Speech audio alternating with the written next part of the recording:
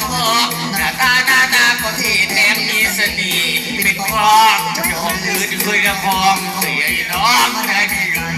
เจ้าของมันเดิมไม่ปล่อยให้น้องมาได้ในการจังมันจะกินไก่บอกแกก็ดูนะฝืนไฟของร้านแกร้านอย่าไปนะมันละลายเก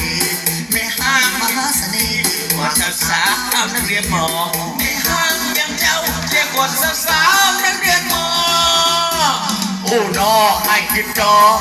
จันเศร้าแม่ห้างคุยงามทำให้เอ่ยทุกประการประการธรรมดาเลยเอ่ยแล้วเคยบอกเอ่ยเคยแถวเคยบอกน้องว่าเป็นกระทาง